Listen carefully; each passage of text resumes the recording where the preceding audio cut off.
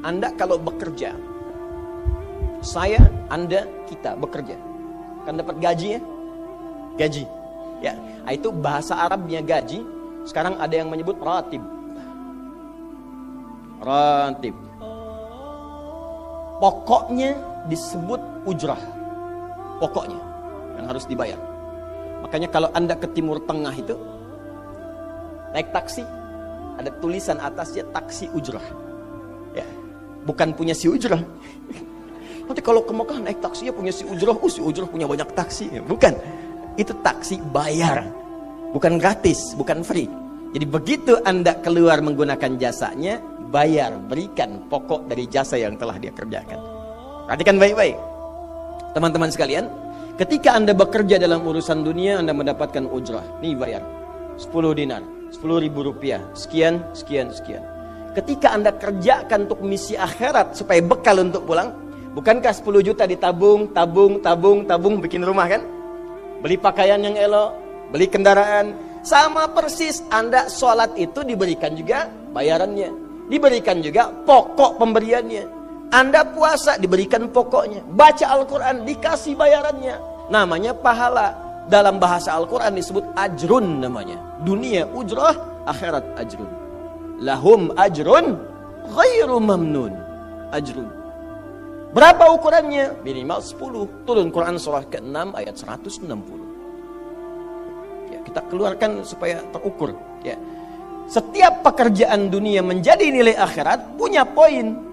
Pekerjaannya disebut hasanah namanya. Ya. Amal solehnya disebut hasanah.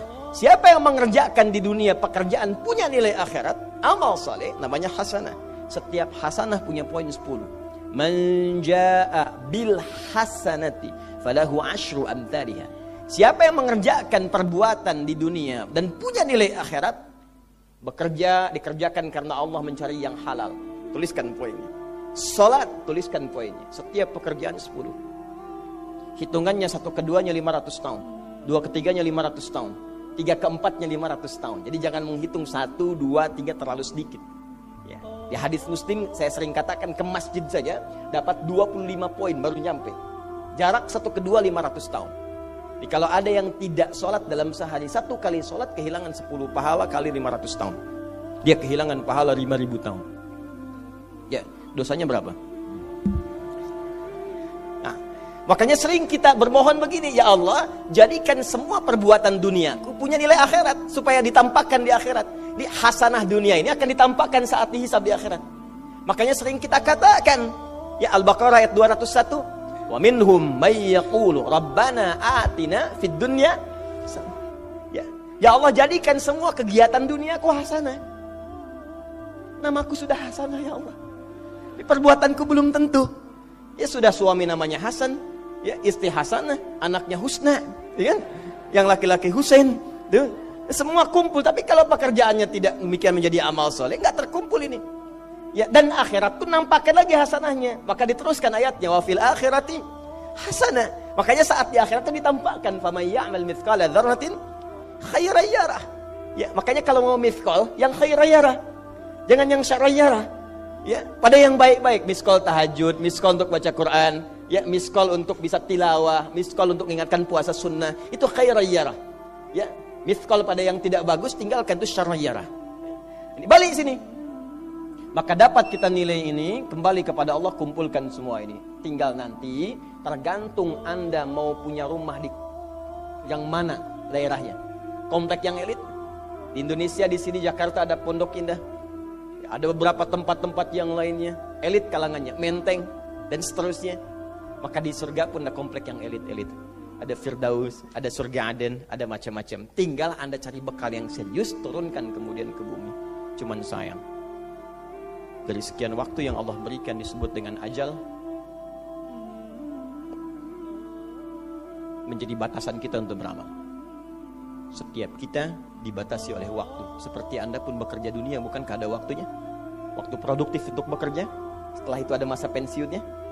Dalam bahasa Arab, sesuatu yang kita kerjakan dengan batas dan setelah hilang batasnya, selesai aktivitasnya, disebut dengan ajal namanya.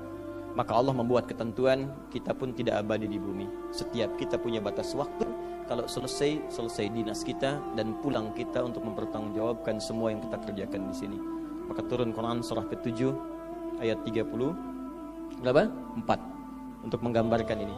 Walikulli ummatin ajal fa idza jaa ajaluhum la yastakhiruna sa'ata wa la yastaqdimun. Setiap umat seluruhnya tanpa kecuali itu pasti punya batas waktu untuk beraktivitas dan selesai pulang. Aktivitas kita ketika bergerak mencari kehidupan ma'isyah, pekerjaannya disebut dengan asya. Diingatkan kalau harakat fathah turun ke bawah kasrah artinya selesai harakatnya, hilang pekerjaannya. Dari asya menjadi isya. Setiap hari diingatkan kita dengan sholat isya. Hei, seaktif-aktifnya Anda, sesibuk-sibuknya akan selesai semua itu. Dan semua kita akan pulang. Bukankah setelah isya kita terpejam? Itu kan latihan. Makanya dalam doa saat akan tidur jadi disebutkan bisikallahumma amutu wa ahya. Ada riwayat lain ahya wa amut. Riwayat populernya amutu wa ahya. Mungkin malam ini saya pulang, saya meninggal. Makanya saat kita bangun dari tidur kita ucapkan alhamdulillahilladzi ahyana ba'dama. Ada maknya, sementara aja. Satu saat mungkin pulang. Kita nggak tahu di bagian mana yang tidur itu mengakhiri kehidupan kita saat kita pulang. Karena itu serius. Ada saatnya kita pulang. Nah teman-teman, ternyata sudah tahu akan pulang pun masih ada yang tidak memanfaatkan waktu dengan baik. Tanyakan pada setiap manusia ya. Dari detik ini. Dimulai dengan diri kita. Kita manusia kan? Tanyakan pada diri kita. Anda wafat tidak? Anda pulang tidak? Anda meninggal tidak? Kalau sadar pulang, maka cari bekal yang baik. Berarti Allah benar kan? Kata Allah setiap kita akan wafat. Kullu nafsin dha'iqatul maut. Setiap yang punya jiwa meninggal. Bahkan dikasih informasi jelas kok. Yang bawa maut disebutkan namanya malakul maut. Quran surah 32 ayat ke-11. Qul yatawaffakum malakul mautil ladzi wukkila bikum. Disebutkan.